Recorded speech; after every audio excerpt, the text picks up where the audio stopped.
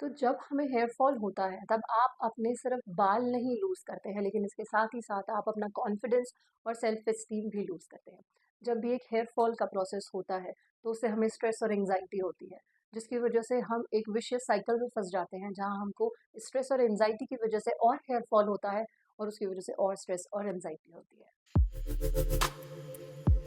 मेरा नाम है डॉक्टर ज्योति। मैं हूँ स्किनेचर एस्थेटिक, वैशाली नगर, जयपुर से। और आज हम एक ऐसे इशू के बारे में बात करने वाले हैं जो लगभग हर एक इंडिविजुअल का प्रॉब्लम है। ये है hair fall and hair loss. ये क्या कारणों से होता है, हम इसको कैसे रोक सकते हैं, और अगर हमें हेयर लॉस हो रहा है या हेयर फॉल हो रहा है तो इन सब के लिए क्या सब ट्रीटमेंट्स अवेलेबल है। आज के इस वीडियो में हम इन्हीं सब चीज़ों के बारे में बात करेंगे।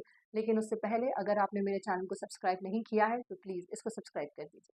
तो दोस्तों, एजिंग के प्रोसेस के तहत धीरे धीरे हमारे हेयर फॉलिकल्स जो है वो डैमेज होते जाते हैं, वीक होते जाते हैं। हमारा हेयर स्ट्रैंड, उसका स्ट्रक्चर खराब होता जाता है और हमारे बालों की डेंसिटी भी कम होती जाती है। इस एजिंग प्रोसेस के अलावा और भी बहुत सारे ऐसे फैक्टर्स हैं जो कि हेयर फॉलिकल्स के इस डिग्रेडेशन प्रोसेस के लिए रिस्पॉन्सिबल है, जैसे कि wrong hair care pattern, stress और काम का बहुत ज़्यादा ओवरलोड होना, हमारी बॉडी में कई न्यूट्रिएंट्स या एलिमेंट्स की डेफिशिएंसी होना, अंडरलाइन हमारी बॉडी में कोई तरीके की डिजीज होना, जेनेटिक्स भी प्ले में आता है, या फिर बालों के लिए नए हेयर स्टाइल और नए ट्रेंड्स का बहुत ज़्यादा एक्सपेरिमेंटेशन कर देना। तो आइए एक एक करके हम इन सभी चीज़ों के बारे में बात करते हैं। हमारे बॉडी के बाकी हिस्सों की तरह हमारे स्कैल्प की स्किन पे भी डेड सेल्स प्रोड्यूस होते हैं। हमारे स्कैल्प की स्किन के ऊपर ऑयल भी प्रोड्यूस होता है, वहाँ पर भी गंदगी, मिट्टी जमती है और बैक्टीरिया वहाँ पे पनपते हैं। इसीलिए ये बहुत ज़रूरी है कि हम हमारे स्कैल्प की रेगुलर क्लेंजिंग करें। अगर आपकी लाइफस्टाइल इंडोर है तो आप हफ्ते में 2 बार अपने बालों को धोएं, अपने सर को धोएं। लेकिन अगर आपका लाइफस्टाइल ऐसा है कि जो आउटडोर्स में है या फिर एक्टिविटी बेस्ड है, स्वेटिंग बहुत ज़्यादा होती है, तो कोशिश करें कि आप रोज नहीं तो ऑल्टरनेट डेज एटलीस्ट अपने स्कैल्प को क्लीन करें। प्रॉपर क्लीनिंग ना होने की वजह से ये सारे डेब्रिस और बैक्टीरिया ऐसे टॉक्सिन्स प्रोड्यूस करते हैं जो कि धीरे धीरे आपके फॉलिकल्स को डैमेज करने लगते हैं। ये डैमेज का प्रोसेस फास्ट होता है तो आपके फॉलिकल्स वीक होते जाते हैं, फिर आप हेयर फॉल, हेयर शेडिंग जैसी प्रॉब्लम्स एक्सपीरियंस करते हैं और हेयर फॉलिकल मिनिएचराइजेशन भी होता है कि अगर डेंसिटी कम नहीं हो रही है तो भी बाल पतला होता जाता है। अक्सर हम इस तरीके के हेयर केयर प्रोडक्ट्स काम में लेते हैं जो कि बहुत अच्छे नहीं है, क्लिनिकली प्रूवन या टेस्टेड नहीं होते हैं। सोप्स भी कई लोग इस्तेमाल करते हैं बाल धोने में। तो ये जो प्रोडक्ट्स हैं ये आपके हेयर स्ट्रैंड के स्ट्रक्चर को खराब करते हैं, उसको डैमेज करते हैं, जिससे आपके बाल रफ, फ्रिजी और डल नज़र आते हैं। कई लोग कांस्टेंट हेलमेट पहनते हैं, कैप पहनते हैं, जो कि आपके स्कैल्प के ऊपर हमेशा प्रेशर बना के रखते हैं, जिसकी वजह से स्कैल्प पे प्रॉपर ब्लड सर्कुलेशन नहीं होता और आपके फॉलिकल्स को प्रॉपर नरिशमेंट नहीं मिलता।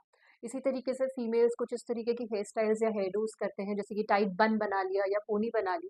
इससे भी आपके स्कैल्प के ऊपर फॉलिकल्स पे ट्रैक्शन फोर्स लगता है, जिससे फॉलिकल डैमेज होता है और आप धीरे धीरे देखते हैं कि आपकी हेयर लाइन रिसीड हो गई है, या फिर इस पार्ट पे आपको फॉलिकल्स की कमी या एम्प्टीनेस नज़र आती है, स्कैल्प विजिबल होने लगता है, या फिर हेयर लाइन की जो बाल है वो धीरे-धीरे घूमने और घुंघरालू होने लगते हैं। तो इस तरीके की चीज़ों को प्रिवेंट कैसे किया जाए? सबसे पहला है कि रेगुलर हेड वॉश होना। हमारे स्कैल्प की क्लींजिंग उनकी हेल्थ के लिए डायरेक्टली प्रोपोर्शनल है और बहुत इंपॉर्टेंट है।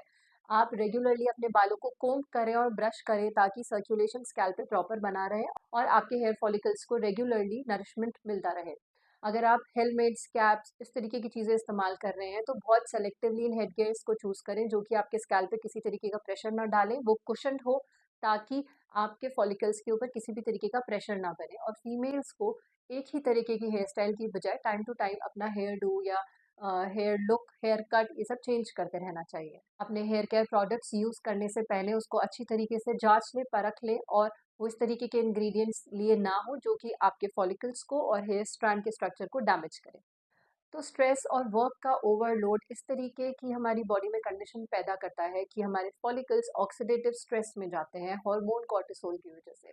ये ऑक्सीडेटिव स्ट्रेस हमारे फॉलिकल्स को डैमेज करता है, जिससे कि वो वीकन होते हैं, हेयर लॉस, हेयर शेडिंग होती है, हेयर फॉल होता है और अर्ली हेयर ग्रेइंग भी होती है। आपके बाल सफ़ेद जल्दी होने लगते हैं। साथ ही साथ अगर आपकी बॉडी में ज़रूरी एलिमेंट्स और न्यूट्रिएंट्स की डेफिशिएंसी है तो ये प्रोसेस और ज़्यादा स्पीड अप हो जाता है, क्योंकि आपकी बॉडी अपने आप से अपने आप को हील और रिपेयर नहीं कर पा रही है। तो ऐसे में क्या करें? डी स्ट्रेसिंग एक बहुत इंपॉर्टेंट एक्टिविटी है जो कि आप रेगुलर एक्सरसाइज की मदद से कर सकते हैं, थिंक किसी मेडिटेटिव प्रोसेस से कर सकते हैं, या कोई भी ऐसी एक्टिविटी या हॉबी जो आपको पसंद हो, आप उसको परस्यू करके भी अपनी बॉडी को डी स्ट्रेसिंग मोड में ला सकते हैं। ऐसे में आपकी बॉडी नेचुरली एंटीऑक्सीडेंट्स प्रोड्यूस करती है, अपने आप से फ्री रेडिकल्स को कम करने वाले मॉलिक्यूल्स को प्रोड्यूस करती है और आपकी बॉडी अच्छे से हील और रिपेयर हो पाती है। प्रॉपर टेस्ट और एनालिसिस में ये रूल आउट किया जा सकता है कि कहीं आपकी बॉडी को कोई एलिमेंट की, न्यूट्रिएंट की कमी तो नहीं है, और प्रॉपर सप्लीमेंटेशन से आप अपनी बॉडी को वो न्यूट्रिएंट्स प्रोवाइड करा सकते हैं जिससे कि आपके हेयर फॉलिकल्स की हेल्थ रीगेन की जा सके। आमतौर पर देखा जाता है कि अगर आपकी डाइट प्रोटीन डेफिशिएंट है या फिर अगर आपके ब्लड लेवल्स में विटामिन डी और आयरन की कमी है, हीमोग्लोबिन का लेवल कम है, तो ऐसे में हेयर फॉल बहुत कॉमन होता है।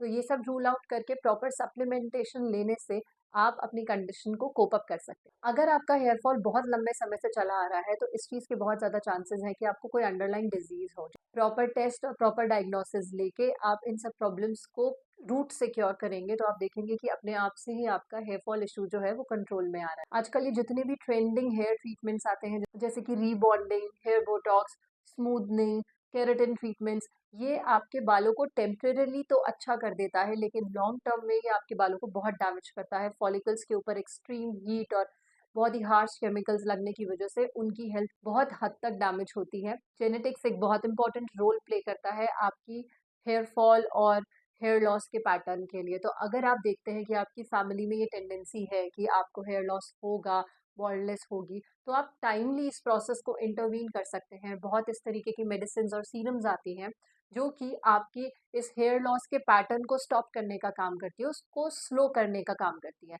अगर आप उस कंडीशन पे लैंड अप कर ही गए हैं कि एविडेंट हेयर लॉस है, स्कैल्प विजिबल हो रहा है, हेयर लाइन बहुत रिसीड हो गई है, तो भी बहुत सारे इस तरीके के ट्रीटमेंट्स हैं जो कि इस कंडीशन को रिवर्स कर सकती है, जैसे कि mesotherapy, PRP, growth factor, LED light therapy. इस तरीके के ट्रीटमेंट्स आपकी हेयर हेल्थ और हेयर डेंसिटी को रीगेन करने में बहुत मदद कर सकते हैं, लेकिन इन सभी के बारे में डिटेल में हम बात करेंगे अगले वीडियो में। अगर आपको लगता है कि ये वीडियो आपके फ्रेंड्स या फैमिली में किसी के लिए बहुत इंपॉर्टेंट या ज़रूरी हो सकता है, तो आप ज़रूर उनके साथ में इसको शेयर कीजिएगा, मेरे वीडियो को लाइक ज़रूर कीजिएगा और कमेंट सेक्शन में अपने वैल्यूएबल फीडबैक ज़रूर दीजिएगा। मिलते हैं अगले वीडियो में। नमस्कार।